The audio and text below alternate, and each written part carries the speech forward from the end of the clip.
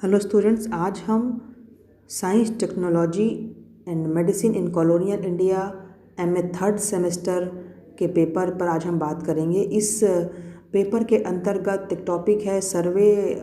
In India, जिसमें हम लोगों ने पिछले लेक्चर में trigonometrical survey and botanical survey पर बात की थी। आज के लेक्चर में हम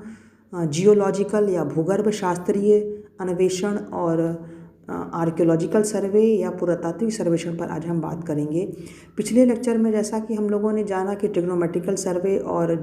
और बॉटनिकल सर्वे में किस तरह के नए नए व्यापारिक संबंध हितों के लिए नई नई खोजें की गई, जिससे उनके सैन्य हित भी सध रहे थे। और आज के इस लेक्चर में हम जानेंगे कि बिल्कुल बॉटनिकल सर्वे के भांति ही भूगर्भ शास्त्रीय जो अन्वेषण है या जियोलॉजिकल जो सर्वे है, ये भी भारत में किए गए वैज्ञानिक जो खोजें हैं या विज्ञान के जो प्रयोग हैं, जो सबसे अधिक हमें बॉटनी के फील्ड में दिखाई पड़े औपनिवेशिक शासन के तरफ से, उतना ही अधिक प्रयास भूगर्भ शास्त्रीय या जियोलॉजिकल सर्वे के लिए भी किया गया। यानी जियोलॉजिकल सर्वे के फील्ड में भी औपनिवेशिक विज्ञान का सर्वाधिक प्रयोग यहाँ पर हम देखेंगे, क्योंकि भूगर्भ शास्त्रीय सर्वेक्षण अन्वेषण जो है उसने भारत में इनके व्यापार के साथ साथ सेना संबंधी ज़रूरतों को भी पूरा किया, जिस प्रकार से ट्रिग्नोमेट्रिकल या बॉटनिकल सर्वे ने पूरा किया। तो सबसे पहले अब्राहम ह्यूम का नाम आता है, जो 1804 में एक जहाज़ के मालिक थे। उन्होंने एक मांग उठाई कि भारत में खनिज विज्ञान हेतु स्वतंत्र विभाग की स्थापना की जाए। अब्राहम ह्यूम का मानना था कि भारत में विशाल पैमाने पर खनिज हैं, जो इस तरह से व्यक्तिगत प्रयासों के द्वारा नहीं ढूंढे जा सकते हैं, जिसको सरकार के समर्थन की ज़रूरत है। सरकार द्वारा समर्थित नीति के अंतर्गत ये काम होना चाहिए, और सरकार समर्थित नीति एक तभी बन पाएगी जब एक अलग से एक स्वतंत्र विभाग बनाया जाएगा, जो केवल और केवल मिनरल्स की खोज के लिए काम करेगा। भारत में कोयले की जो खदान है उसकी अपार संभावनाएं थीं, और जियोलॉजिकल सर्वे का जो आर्थिक महत्व है वो कंपनी को जल्दी ही समझ में आ गया, क्योंकि भारत में बड़े पैमाने पर जो कोयले के भंडार हैं वो उनकी इंडस्ट्रीज़ को चलाने के लिए बहुत ज़रूरी था। जिस तरह की उस समय की जो मशीनें थीं बड़े पैमाने पर चलाने के लिए, और जो जहाज़ थे चलाने के लिए, उन्हें कोयले की ज़रूरत पड़ती थी। इसलिए भारत में कोयले की संभावनाएं, उसका महत्व कंपनी को ज्ञात हुआ, और 1807 में जियोलॉजिकल सोसाइटी ऑफ लंदन अस्तित्व में आया, और अगले ही साल ये लंदन में इसकी स्थापना की गई, जियोलॉजिकल सोसाइटी ऑफ लंदन। लेकिन अगले ही साल भारत में लॉर्ड मिंटो ने दक्षिण बंगाल के रानीगंज का इलाका है, वेस्ट बंगाल का रानीगंज का इलाका है, यहाँ पर कोयले की खोज के आदेश दिए गए, और साथ साथ इसी के साथ बड़े पैमाने पर भारत के अलग अलग हिस्सों में कोयले की खोज के दिशा में काम किया औपनिवेशिक सरकार ने। इसी क्रम में कोलब्रुक ने सिलहट, जो कि आसाम में है, कोयले की खोज में काम करना प्रारंभ किया। फ्रैंकलिन ने पलामू नामक क्षेत्र, जो उड़ीसा में है, हर्बर्ट ने सिंधु गंगा की जो पर्वत श्रृंखला है यहाँ पर कोयले की संभावना को पता लगाने की कोशिश की, और इस तरह कोलब्रुक, फ्रैंकलिन, हर्बर्ट ने रानीगंज, असम के सिलहट और उड़ीसा के पलामू में कोयले की खोज के संदर्भ में काम किया, और अपनी जो रिपोर्ट है वो सरकार को पेश की। न्यू बोल्ट नामक एक खनिज विज्ञानी हैं, इसने साउथ इंडिया में मैग्नीज की खोज पर काम किया। मैग्नीज, जिसको एक ऐसा पदार्थ है, खनिज है, जो कि लोहे में मिलाया जाता है तो लोहे में जंग नहीं लगता, तो इसका बहुत बड़ा यूज़ हो सकता था इनके लिए, पानी के जहाज़ बनाने में, हथियारों को बनाने में, मशीनरी के निर्माण में। आगे चल कर के हम देखेंगे जब रेलवे लाइन बिछाई गई तो बड़े पैमाने पर जो लोहे का यूज़ है उसको किस तरह जंग लगने से बचाया जाए, उसमें मैग्नीज बहुत बड़ी भूमिका निभाता था। तो न्यू बोल्ट ने साउथ इंडिया में मैग्नीज की खोज के संदर्भ में काम किया, और हर्बर्ट ने हिमालयी जो खनिज हैं, जो हिमालय के क्षेत्र में जो खनिज पाए जाते हैं, उसकी एक अलग सूची बनाई, और किस तरह से ये खनिज हमारे आर्थिक हितों की पूर्ति कर सकते हैं, और साथ साथ हमारे फौजी हित, जो हमारे जो ज़रूरतें हैं यानी सेना संबंधी ज़रूरतें हैं, उसमें कितना महत्वपूर्ण ये खनिज है, इस पर अपनी रिपोर्ट बनाकर हर्बर्ट ने पेश की। इसके अलावा भारत में अन्य अन्य प्रकार के भी जो खनिज थे, जैसे कि गंधक गंधक जिसे सल्फ़र भी कहा जाता है, इसकी खोज पर काम हुआ। सल्फ़र का बहुत बड़ा यूज़ बारूद के निर्माण में किया जाता है। बारूद या गन पाउडर को बनाने में सल्फ़र का बहुत बड़े पैमाने पर प्रयोग होता है। और एक साम्राज्यवादी देश के लिए हम बारूद का क्या महत्व हो सकता है ये हम समझ सकते हैं स्वतः ही। और जहाँ जो देश साम्राज्यवादी देश, ब्रिटेन जैसा विश्व के लगभग सभी देशों में जिसका साम्राज्य स्थापित था, वो कहीं ना कहीं युद्धों में रत था। उसके लिए मैग्नीज, सल्फ़र, कोयला ये बड़े पैमाने पर एक तरह से महत्वपूर्ण खनिज हो जाते थे उनके लिए। और उनकी खोज उसके लिए एक प्रकार की सरकारी पॉलिसी के अंदर अब ये स्थान ले लिया इस काम ने। और हम जानते हैं कि इसी वैश्विक परिस्थितियों के अंतर्गत अगर अध्ययन करें तो इसी समय नेपोलियन के साथ युद्धों में यूरोप में ब्रिटिश की सरकार व्यस्त है। और यूरोप में इसकी कीमत बहुत ज़्यादा बढ़ गई सल्फ़र की। और इस वजह से सल्फ़र बड़े पैमाने पर बहुत ऊंचे दामों को अदा करने के बाद ब्रिटिशर्स को मिलता था। अब इसलिए भी इस तरह के ज़रूरतों को पूरा करने के लिए अपने उपनिवेशों के खनिजों की जो उपलब्धता है इस पर इन्होंने ध्यान दिया और भारत में इसे प्राप्त करने की उम्मीद इनकी जगी, जिससे कि ऊंचे दामों पर बाहर से खरीदने पर जो इनकी निर्भरता है ये ख़त्म हो जाए। और इन खनिजों की प्राप्ति तो एक बात है, लेकिन इसका किस प्रकार से उचित व्यापारिक प्रयोग किया जाए, यानी खनिजों की प्राप्ति के बाद इसको किस प्रकार से व्यापार के और किन किन एरियाज़ में इसका यूज़ कर सकते हैं, इसकी ज़रूरत को देखते हुए 1827 में भारत सरकार का मतलब उस समय भारत स्थित ब्रिटिश सरकार ने कोर्ट ऑफ डायरेक्टर से ये निवेदन किया कि इंग्लैंड या जर्मनी से एक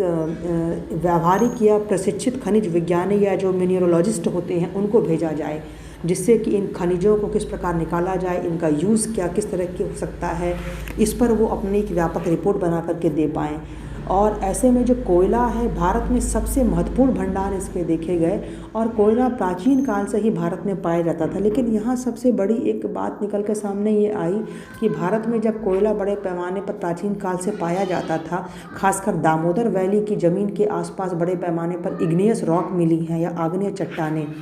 जो ये बताती हैं कि वहाँ दामोदर वैली की ज़मीन के नीचे बड़े पैमाने पर कोयले के भंडार हैं। लेकिन यहाँ दामोदर वैली में इग्नियस रॉक्स हैं और उसके नीचे कोयले के बड़े पैमाने पर भंडार हैं, ये जानकारी भारत में ब्रिटिशर्स के द्वारा खासकर जब 1774 में बंगाल में सीतारामपुर में इसकी खोज करने के लिए वॉरेन हेस्टिंग्स के पास प्रार्थना पत्र भेजे गए। जॉन सुमनेर और विटली नामक एक व्यक्ति है, इन लोगों ने एक लेटर लिखा और बताया कि यहाँ पर कोयले के साक्ष्य मिले हैं। इस प्रकार के अंग्रेज़ों के द्वारा जो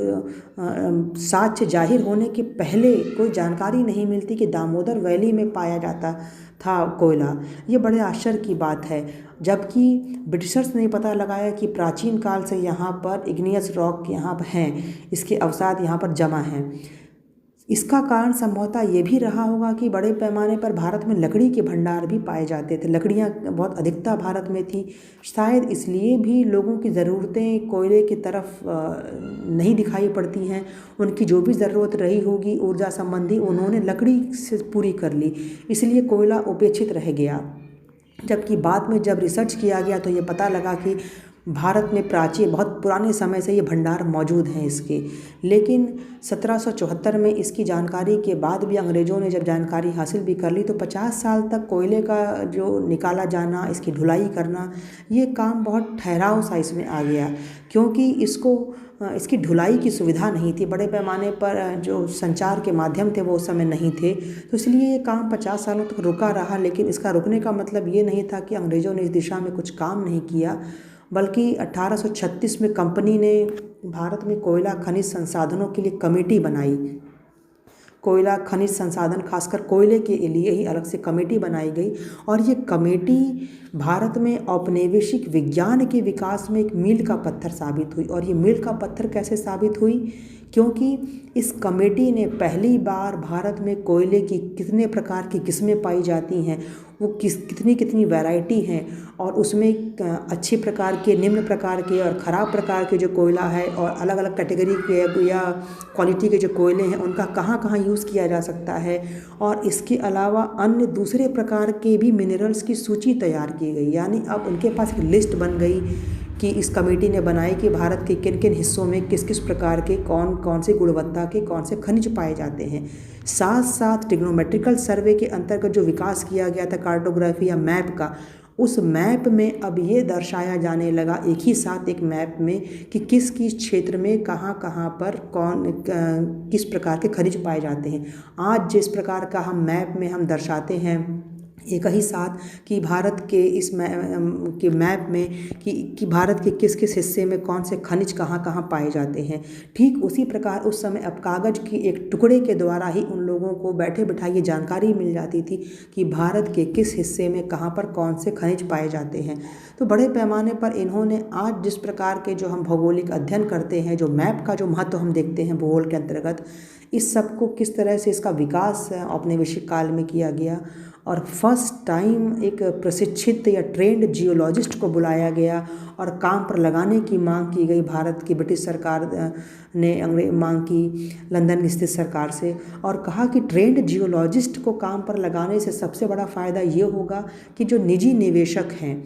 यानी जो उस समय निजी पूंजीपति हैं, जो इन्वेस्टर्स हैं, वो भारत में काम करने आएंगे, निवेश करेंगे। और आगे इसका फ़ायदा भी हम देखते हैं जब भारत में रेल की पटरियां बिछाई गई, निविदाएं डाली गई और किस तरह से इन्वेस्टर्स ने यहाँ पर रेल लाइन बिछाने का काम लिया। और इस तरह से जो निजी निवेशक हैं उनका आत्मविश्वास बढ़ेगा और भारत में अर्थव्यवस्था का विकास होगा। अर्थव्यवस्था का मतलब ब्रिटिशर्स के हित में, यानी ब्रिटिश लोगों की जो उनके आर्थिक हित हैं, आर्थिक ज़रूरतें हैं, वो किस तरह से एक प्रशिक्षित जियोलॉजिस्ट के माध्यम से पूरी हो सकती हैं। और इस प्रकार की जो मांग है, इसको देखते हुए बाद में 1851 में थॉमस ओल्डहैम ने जीएसआई की स्थापना की और जियोलॉजिकल सर्वे ऑफ इंडिया, जिसको हम देखते हैं जो आज भी स्थापित है और भारत में अलग अलग स्थानों पर पाए जाने वाले खनिजों की खोज के लिए काम करता है। इसके अलावा भारत में आर्कियोलॉजिकल सर्वे पर भी काम हुआ और आर्कियोलॉजिकल सर्वे को हम देखेंगे कि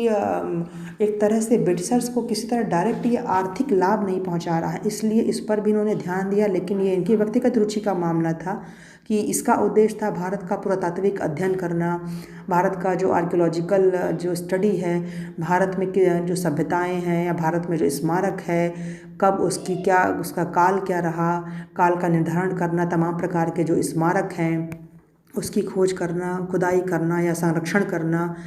और हम बड़े पैमाने पर इसके लिए आभारी भी रहेंगे क्योंकि जब हमने देखा कि जो अशोक के स्तंभ हैं या तमाम प्रकार की जो प्राचीन लिपियां हैं, किस तरह से उसको पढ़ने में औपनिवेशिक सरकार ने बहुत बड़ी भूमिका निभाई। आर्कियोलॉजिकल सर्वे ऑफ इंडिया की जब स्थापना हुई या आर्कियोलॉजिकल सर्वे की दिशा में जब काम किया तो प्राचीन लिपियों को पढ़ने पर बड़े पैमाने पर अंग्रेज़ों ने काम किया। और ये जो एएसआई या आर्कियोलॉजिकल सर्वे ऑफ इंडिया की जो स्थापना हुई, इसको कहा जाता है कि विलियम्स जोन्स ने जब 14 जनवरी 1784 को एशियाटिक सोसाइटी की जो स्थापना की थी, जो भारत में वैज्ञानिक खोज या शोध पत्रों पर काम करता था, भारत में वैज्ञानिक परंपराओं को आगे बढ़ाने का जो काम कर रही थी एशियाटिक सोसाइटी, उसका स्थान लिया आगे चलकर एएसआई ने, या उसके उत्तराधिकारी माना जाता है एएसआई को। बाद में आज के अपने वर्तमान रूप में जब आर्कियोलॉजिकल सर्वे ऑफ इंडिया को देखेंगे तो 1861 में ब्रिटिश शासन के अधीन ये स्थापित हुआ और अलेक्जेंडर कनिंघम जो उस समय का तत्कालीन अलेक्जेंडर कनिंघम के द्वारा स्थापित हुआ। तत्कालीन जो वायसराय थे वो चार्ल्स जॉन कैनिंग थे उस समय जब इसकी स्थापना हुई। और उस समय अफ़गानिस्तान भी इसके क्षेत्र में आता था। और आगे चल कर के इसमें एक बड़ा फेमस नाम है भारतीय पुरातत्वविदों का, जिसमें दयाराम साहनी हैं, राय बहादुर के दीक्षित हैं, ये इसके महानिदेशक भी बनाए गए। और इस तरह भारत के जो गौरवशाली अतीत है उससे हम परिचित हुए।